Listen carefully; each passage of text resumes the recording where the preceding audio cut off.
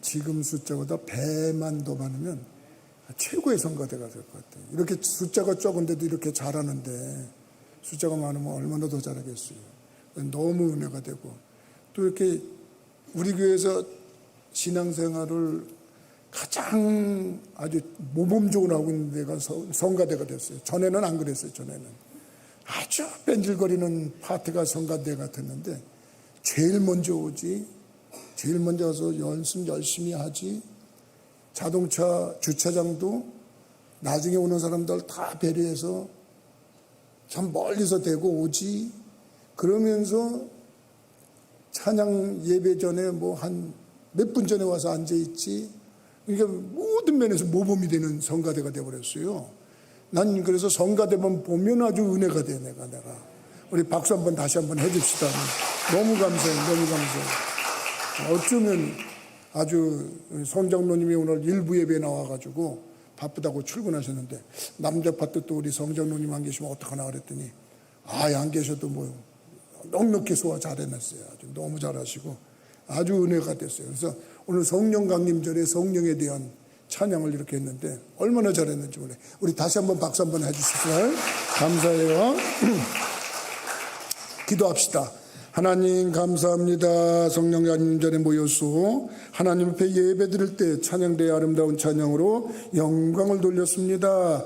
이 일에 수고하는 지휘자와 반주자들 대원들을 일일이 기억하시고 그들이 최선을 다한 그 신앙생활 위에 하늘의 신령한 복당에 기름진 복 부어주셔서 영혼이 잘되고 범사가 잘되고 강건해지는 은총이 있게 하여 주옵소서.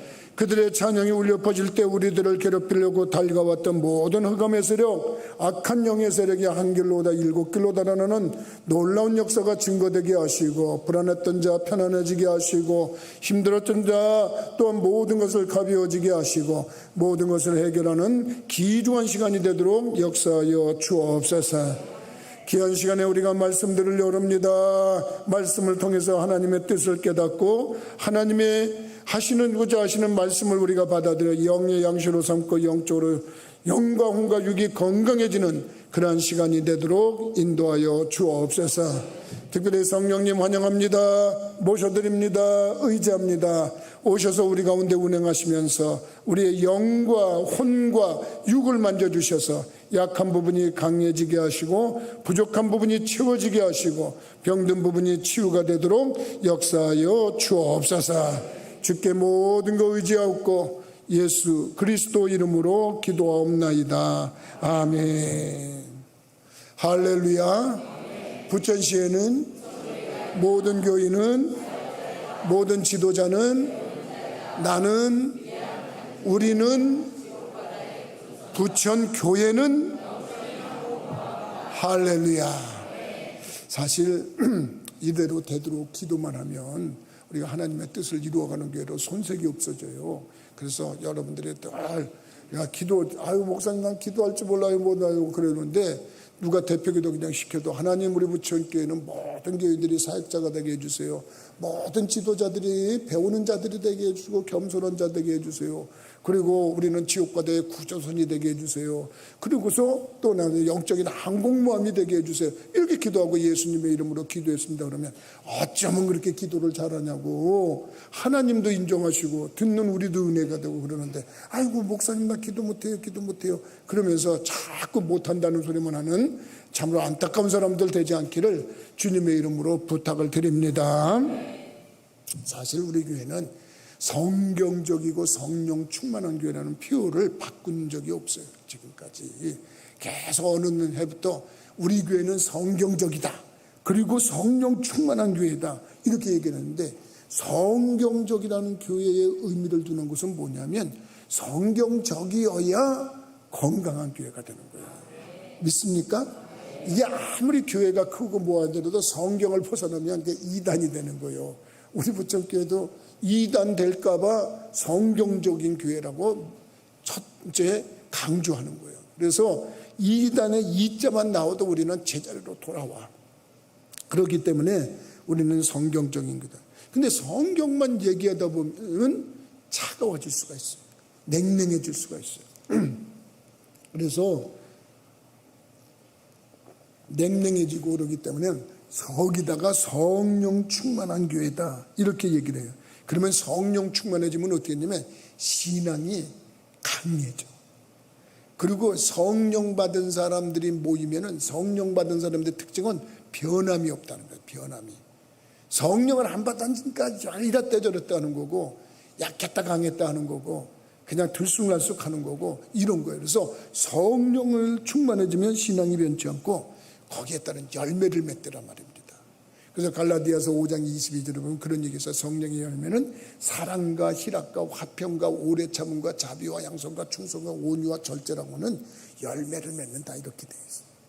근데 그러면 성령 충만한 건 좋은데 성령이 충만해지려면 어떻게 해야 되느냐, 이게 좀 우리가 생각을 해야 돼요.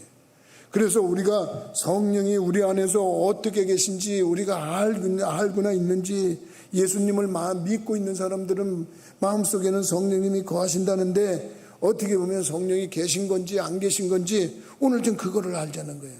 그래서 어떤 분인가 그걸 깨닫기 위해서 오늘 성령과 함께하는 사람 이렇게 제목을 한번 삼아봤어요. 그래서 오늘 성령 강림주일이라고 해서 이제부터는 성령의 강림한 그런 모습으로 우리들의 삶을 살아야 되는데, 우리들이 성령 강림한다면 무엇이냐, 우리 안에서 어떤 일을 하실까 이렇게 생각하는데, 성경에 대해서 우리가 성경을 보면 참 많이 기록되어 있기 때문에 이런 부분 저런 부분을 우리가 다 볼 수는 없지만 그냥 세 군데만 이렇게 딱 집어서 본다면, 로마서 8장을 좀 배경에서 본다면 이런 얘기가 주로 있어. 거기는 사도 바울이 로마 교인들에게 편지를 썼는데, 그때 당시에 로마가 세계를 지배하던 제국이었거든요. 그런데 이 화려한 도시만큼은 화려한데 그 안에 기독교인들은 죽을 맛이 없어요. 왜 죽을 맛이었냐면은 예수 믿는 사람들은 잡아다가 가두고 죽이고 하는 박해가 아주 심했어요. 황제의 핍박이 있었고 사회적 압박이 있어가지고 이런 상황 속에서 예수를 믿는 사람들조차도 막 흔들렸어요. 신앙이 생겼다가 없어졌다가 막 그랬단 말입니다. 그래가지고 내가 정말 하나님의 자녀가 맞아? 내가 구원받은 것이 맞아? 아니 이렇게 고난을 받는데 나를 하나님이 사랑하시는 거 맞아? 그러면서 막 흔들리고 있을 때 사도 바울이 로마의 성도들에게 편지를 쓰면서 특별히 그 8장에서는 성도들에게 성령 충만을, 성령의 역사를 강조하는 거예요. 그래서 하나님이 여러분들을 하나님의 자녀라고 성령님이 증거하십니다. 그래서 외부의 환경이 아무리 어려워도, 내 감정이 아무리 흔들려도 성령님께서는 우리 안에 계셔서 우리가 하나님의 자녀가 되는 걸 증거하고 있습니다. 그리고서 여러분 하나님의 자녀입니다. 이걸 강조하는 부분으로 로마서 8장에서는 성령을 강조하고 있단 말이에요. 그래서 또 성령에 대해서 예수님이 직접 말씀하신 부분도 우리가 성경에서 볼 수가 있는데요. 요한복음 16장을 보면은 거기에 예수님이 설교하시는 부분이 있는데, 이제 예수님이 십자가에 못 박혀 돌아가셔야 되거든요.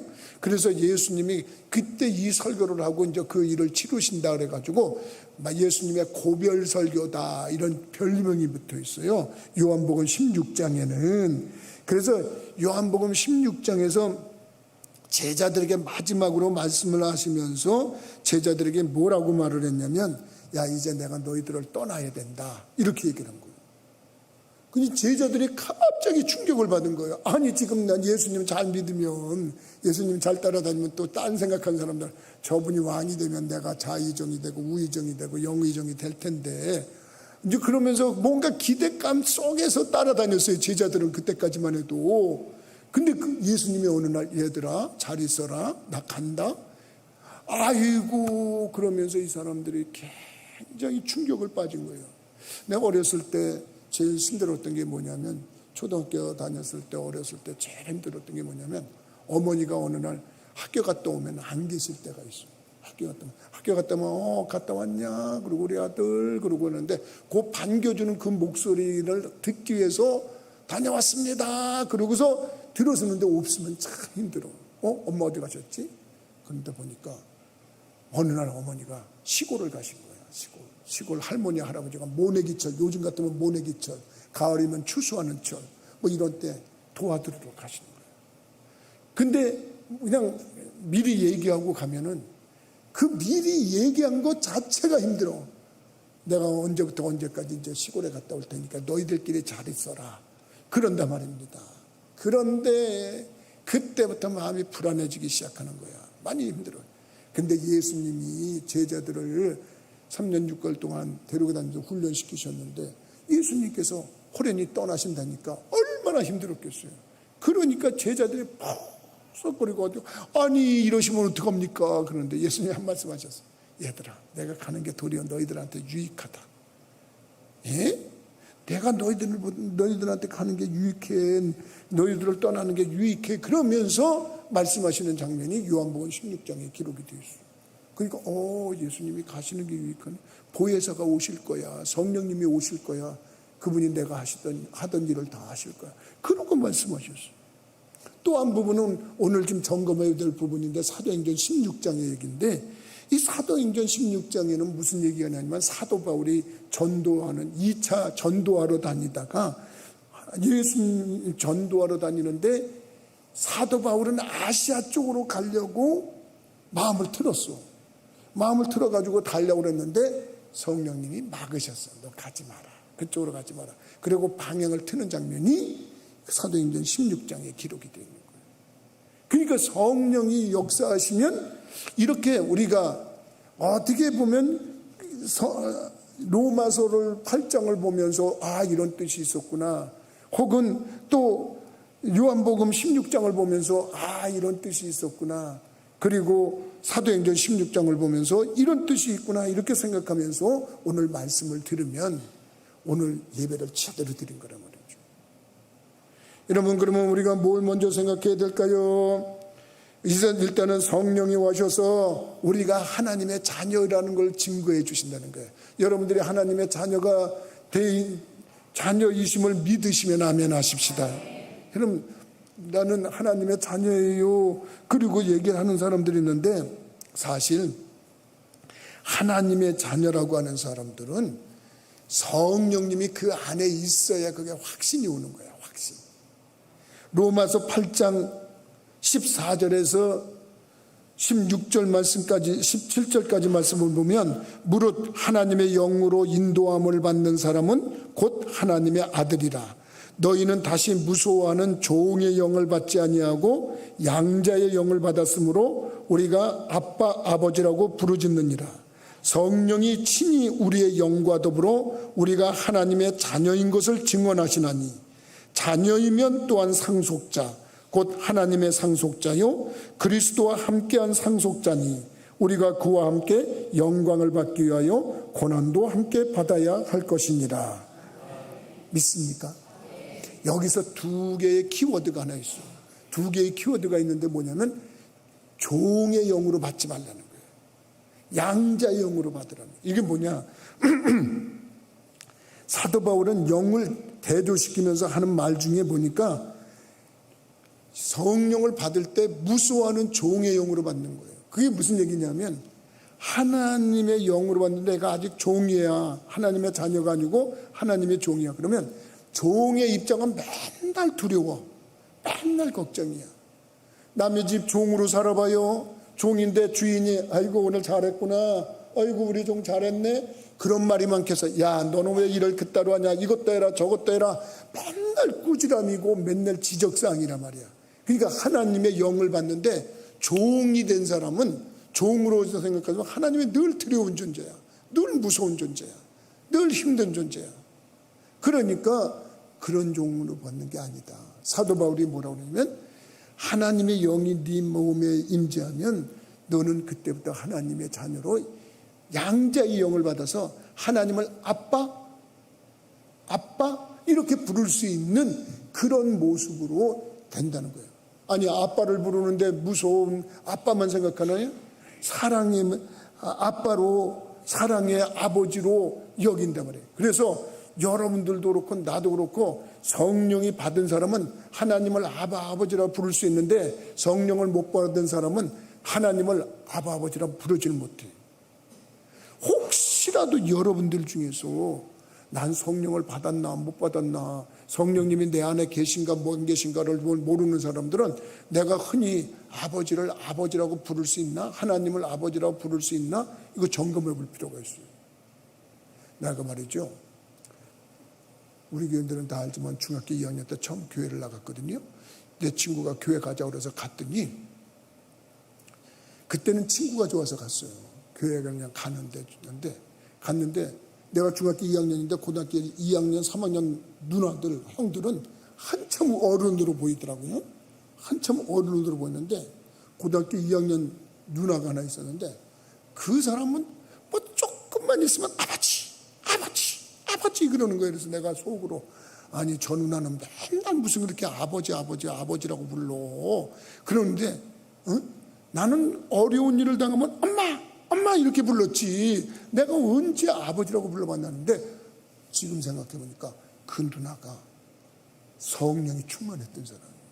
그래서 식탁하면 아버지라고 부르는 거야. 나는 교회는 나갔지만 아직 성령의 성자도 몰라, 하나님의 하자도 몰라, 예수님의 예자도 더 몰라.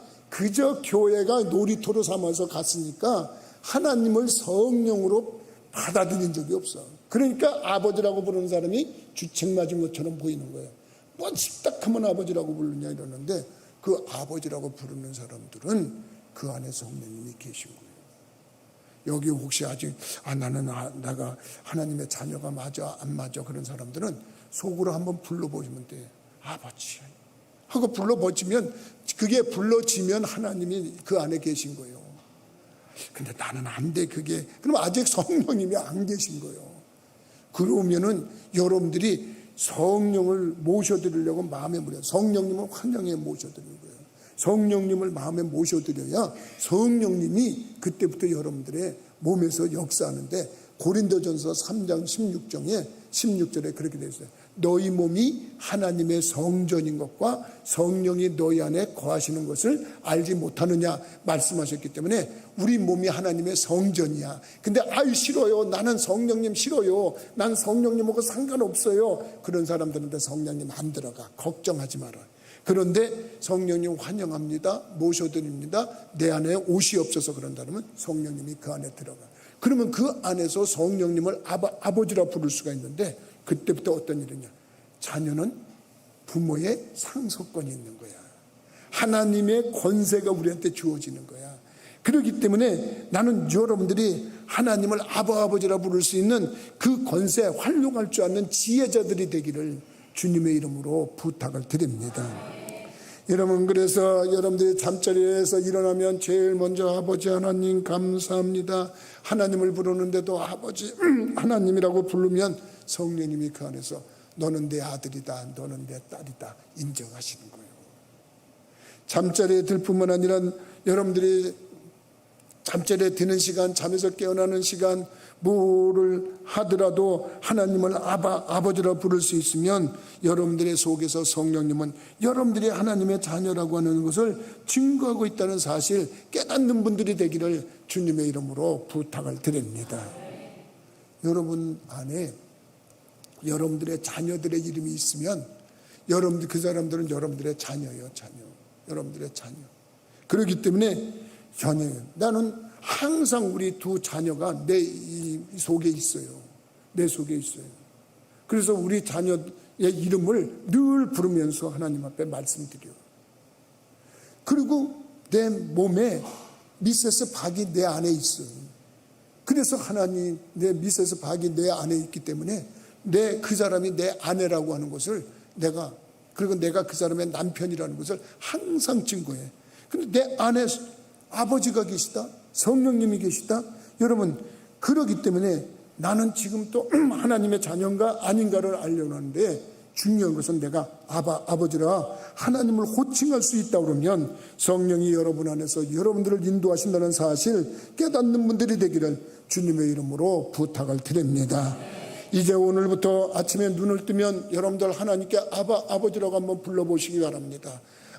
아버지, 오늘도 새로운 날을 주셨으니 감사합니다. 내 일생, 내 오늘 일정에 성령님 함께해 주옵소서. 그러면 그 아버지께서 여러분과 함께하는 줄 믿으시기 바랍니다. 그 다음에 두 번째로 성령님이 오시면 뭐냐, 여러분들의 인생을 인도하신다는 거예요. 여러분 안에 성령님이 인도하시면 여러분 무릇 하나님의 영으로 인도함을 받는 그 사람들은 하나님의 아들이다. 로마서 8장 14절에 있다고 내가 말씀드렸죠. 로마서 8장 14절에 보면 무릇 하나님의 영으로 인도함을 받는 사람은 곧 하나님의 아들이라고 그랬어요. 그러니까 여러분들이 하나님의 인도를 받을 때 그것을 하나님의 축복으로 역사에 일어나는 거예요.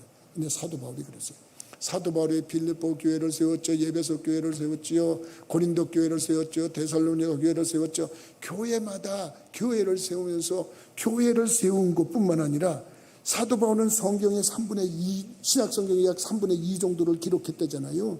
그래서 3분의 2를 기록하는 그런 일을 했는데 나중에 그렇게 얘기를 해. 이게 내가 한 게 아니다.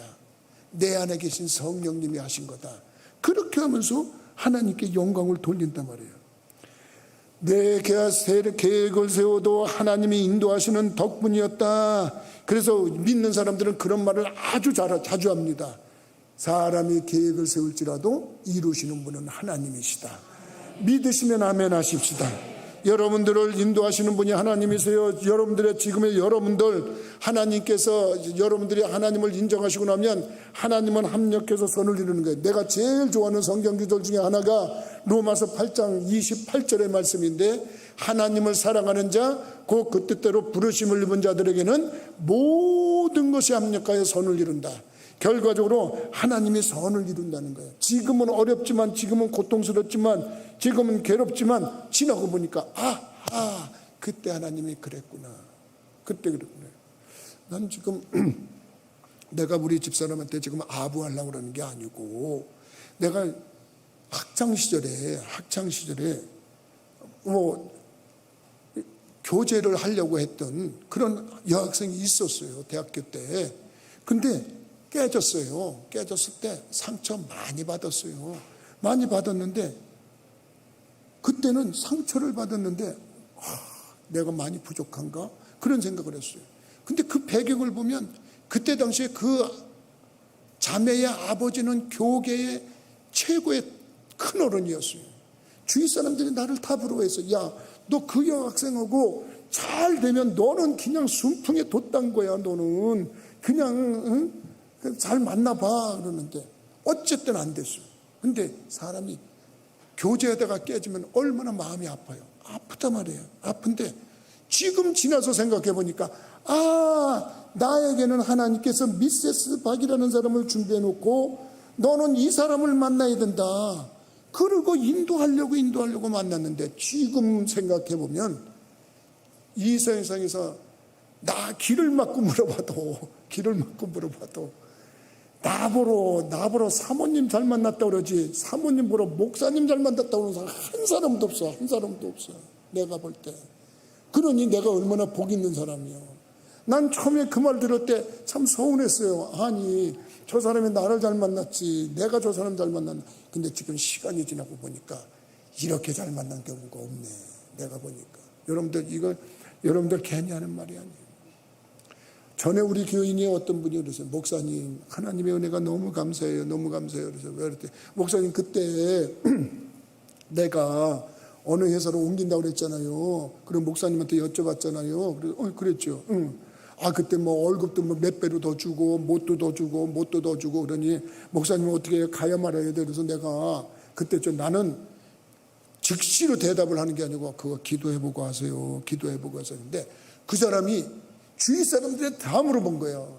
야, 저쪽 회사에서 나오라 그러는데 월급을 몇 배 더 주고 뭘 해주고 직책을 뭘로 주고 조건이 다 좋은 거야. 근데 이 사람이 목사님은 가라고 그러지 않고 금방 기도해보라 그런다. 그래서 내가 기도를 하는데 이 사람이 기도를 하는데 이상한 거야.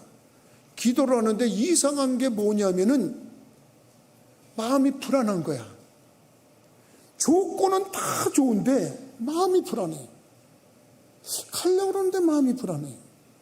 그럼 망설이다가 나한테 물어보길래 기도가 하나님 뜻인지 아닌지를 아는 아주 간단하고 기초적인 방법 하나를 꼭 짚자면 기도했는데 마음이 불안하면 하나님 뜻이 아닙니다. 마음이 편안해야 됩니다. 그 후로 물론 따라오는 조건이 여러 가지가 있지만 일단은 기도했는데 마음이 불안하다? 그럼 하나님 뜻이 아닙니다. 안 간다고 그랬어요. 거기 안 간다고 그러니까 주위 사람들이 아유 그 좋은 데를 왜 안 가냐 하는데, 목사님 너무 감사해요. 그 예산 문 닫았어요 목사님, 그러는 거예요. 그러니까 여러분들이 인간이 계획할지라도 이루시는 분은 하나님이시란 말이에요. 하나님께서 역사하시는 게 그게 누가 하는 거냐? 우리 믿는 자들에겐 성령이 하시는 거예요. 내가 우리 부천교회 성도들 중에 정말 오래된 교인들 내가 다 좋아하는 사람들이 있어요. 지금 여기도 앉아있지만 오래된 교인들이 나 처음에 와서 얼마나 고통당했는지 다 알아요. 나 고통당했어요. 나는 그때 강화에서 목회할 때 정말 목사님 오셔달라고 몇 번씩 찾아와서 나보러 오라고 그래가지고 왔어요. 근데 나 정말 순풍에 돛단 줄 알았어요 그때. 웬걸 와가지고 정말 인간적으로 고통당하고 지하실 20평 세워둬서 저 자활약국 밑에 지하실 20평 세워둬서 들어갈 때 하늘이 무너지는 것 같았고, 그 인간적인 배신감과 모든 것 때문에 내가 괴로워하고 힘들어할 때 정말 힘들었어요. 근데 지금 지나서 보니까 하나님이 오늘이 김학의에 있기 위해서 저였는데, 여러분 교회는 크지 않지만 길을 막고 물어보세요. 우리 부천 북지방에 가서 교역자들한테 물어보세요. 김학의 목사 다 부러워해요. 왜 부러워하는지 아세요? 이런 좋은 교회가 없다 그래요. 여러분 이런 편안한 교회가 없다 그래요. 그러면서 하나님이 축복하시에요. 여러분 모든 게 증명이 되는 거예요. 하나님이 인도하시는 거예요. 사람이 계획하네. 그러니까 여러분들이 하나님이 인생길에 있어서 막히는 것 같지만 그것은 막히는 게 아니에요. 하나님이 더 좋은 길로 인도하시려고 하는 성령의 인도가 있다는 뜻을 믿으시기 바랍니다. 성경에만 브리스길라와 아굴라라는 부부가 있었어요. 아까도 말했지만 로마에서 천막지기로 아주 잘 살았던 사람이에요. 그런데 어느 날 황제 글라우디오가 영을 내려가지고 이 로마에 살고 있는 유대인들은 다 추방시키라고 그랬고, 다 추방하는데 하루아침에 있던 거 다 내놓고 그냥 빈털터리가 돼서 쫓겨났어요. 그때 얼마나 당황했겠어요. 그래 쫓겨났는데 고린도 지역으로 갔잖아요. 거기서 누굴 만났어요? 사도 바울을 만났어요. 성경의 브리스길라 아굴라 부부를 칭송을 그저 그렇게 하는데 성경의 이름이 오르는 영예를 얻고 엄청난 하나님의 은총을 받은 사람으로 성경에 기록이 되어 있어요. 성령이 함께하면 이렇게 인도하는 축복이 있다니까. 그러니까 여러분들이 이 성령 강림전에 내가 가는 길에 잠깐 막힌다고 그래서 이게 뜻이 아니다. 이건 하나님이 역사하시는 거다. 난 여러분들이 좀 깨달았으면 좋겠어요. 여러분 사도행전 16장 7절에 무시아 앞에 이르러 비두니아로 가고자 애쓰되 예수의 영이 허락지 아니하시는 자라, 이런 말이 있어요. 여러분 이 시간이 없어서 간단하게 얘기합니다만 사도 바울은 자기가 생각할 때 아시아 지역으로 가려고 복음을 전하려고 그랬어요. 근데 예수님이 가지 말래. 예수의 영이 가지 말래. 예수님의 영이 막았다는 거예요. 성령이 막았다는 거예요. 그래서 유럽 쪽으로 방향을 들어가지고 유럽의 첫 번째 교회 예배소 교회가 거기에 건축이 세워지는 거 아니에요. 그 예배소 교회가 탄생하고서 그 지역에 복음화가 이루어지는 역사가 일어나서 누가 하는 거냐? 하나님의 영이 하시는 거예요. 나는 여러분들이 하나님께서 여러분들의 길이 계획이 막혔다 그래서 좌절하지 않기를 바라요. 하나님이 더 좋은 길로 인도하시는 거라고 하는 것을 깨닫는, 그리고 그것을 체험하는 그런 복 있는 심령들이 되기를 주님의 이름으로 축복합니다. 마지막으로 여러분 한 가지만 좀 정리합니다. 여러분들의 성령이 내 안에 계신지 안 계신지를 알려면 성령님이 나를 책망하시는지를 알아야 돼요. 책망하시는 줄 알아야 돼요. 요한복음 16장 7절에서 8절의 말씀에 보면 이런 말이 있어요. 요한복음 16장 7절에서 8절에 보면 그러나 내가 너에게 실상을 말하노니 내가 떠나가는 것이 너에게 유익이라. 내가 떠나가지 아니하면 보혜사가 너에게로 오시지 아니할 것이요 가면 내가 그를 너에게로 보내리니 그가 와서 죄에 대하여 의에 대하여 심판에 대하여 세상을 책망하시리라. 믿으시면 아멘 하십시다. 이 성령이 오면 우리들에 대해서 죄에 대해서 책망한대, 의에 대해서 책망한대, 심판에 대해서 책망한대. 여러분 죄에 대해서 책망하죠? 그리고 의에 대해서 책망하죠? 그러면 이 책망이라고 하는 것은 내면의 경고의 알람 소리야. 그러니까 경보야, 경보. 뭔가 지금 잘못되고 있다는 것을 알리는 거예요. 그래서 성령님이 내 안에 계시면 내가 조그만 죄를 져도 땡땡땡땡땡땡땡 치고 너 그러면 안 돼, 그러면 안 돼, 그러고 사인을 보이는 거예요. 성령님이 계시니까. 근데 나는 아무렇지 않아, 나는 아무렇지 않아 그러는 사람이 있어요. 똑같은 죄를 졌는데 예수 믿는 사람, 하나님의 영이 있는 사람은 마음에 부담이 많이 와. 이건 아닌데. 안 믿는 사람은 전혀 몰라, 무감각해. 그러니까 난 뭐 안 믿고 편안하게 살지 그러는 사람이 있어요. 심판에 대해 책망한다 그랬잖아요. 나중에 심판해갖고 지옥으로 가는 영원한 그 지옥의 삶, 뜨거운 불구덩이에 빠지는 유황불에 빠지는 그 뜨거운 지옥에 들어가는 삶하고 천국에서 영원히 사는 것을 또 심판하신다는 거예요. 그거를 알기 때문에 성령님이 오시면 우리를 책망한다는 거예요. 요만한 죄인데 딴 사람들은 아무렇지도 않게 생각하고 사람들이 모르니까 괜찮다고 생각하는데 하나님이 아신다는 부담 때문에 마음에 책망이 온단 말이에요. 그런 사람들은 정말 하나님께서 사랑하는 사람이에요. 하나님이 함께하는 사람이에요. 어떤 사람이 주일날 예배를 빠졌습니다. 예배를 빠지면서 빠질 수 있어요. 주일날 뭐 빠질 수 없는, 다 빠질 수 있어요. 이유가 있을 수 있어요. 이유가 있어서 빠지는 거예요. 피곤해서 빠질 수 있고, 급한 일이 있어서 빠지고, 그냥 쉬고 싶어서 빠진단 말이에요. 근데 성령이 있는 사람하고 없는 사람하고 차이가 뭔지 아세요? 마음에 큰 부담이 오는 사람이 있어요. 내가 왜 주일을 못 지킬까? 내가 주님 앞에 나가서 예배를 드려야 되는데. 그리고서 마음에 심한 영적 부담감이 있으면 성령이 그 안에 있는 거예요. 근데 성령이 없는 사람은 아무렇지 않아. 그런 사람들은 성령의 책망이 없는 사람들이에요. 그러면 여러분 그게 좋은 건 줄 아세요? 정죄가 있어야 하나님의 은총으로 회개하고 돌이킬 수 있는 거예요. 괴로움을 외면하지 말아야 됩니다. 괴로움이 있다는 건 하나님의 사랑의 손길의 표시예요. 불편할 때, 괴로울 때 성령의 사랑으로 인도한다는 거예요.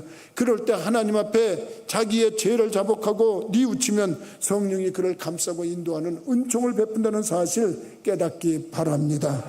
똑같은 죄를 져도 다윗 같은 사람은 마음에 심한 부담감을 갖고 있다가 선지자 나단이 지적하니까 즉시로 깨닫고 잘못했다고 뉘우치고 용서를 받았어요. 다 그런 거예요. 여러분들도 마찬가지예요. 하나님의 영, 우리가 성령이 오시면 뭐 성령의 은사로 병 고치고 문제를 해결하고 능력을 행하고 그것도 중요하지만, 그것도 귀한 일이지만 일단은 오늘 세 가지를 생각해보자. 내가 하나님의 자녀인지 아닌지를 점검해보자. 그리고 하나님께서 나의 몸에서 나의 인생을 이끌어 가시고 가장 좋은 길로 이끌어 가시는 분이다. 그리고 내가 잘못된 길로 가면 항상 책망하시고 꾸중하시고 그리고 나를 바른 대로 인도하시는 사랑의 하나님으로 역사하신다. 오 성령님, 그러니 나와 함께 해 주옵소서. 그렇게 고백하면서 성령님과 할 때 하나님을 사랑하는 자, 그 뜻대로 부르심을 입은 자에게는 합력해서 선을 이룬다고 하는 온종의 결과가 여러분에게 주어지는 거 믿으시기 바랍니다. 기도하시겠습니다. 걸어가신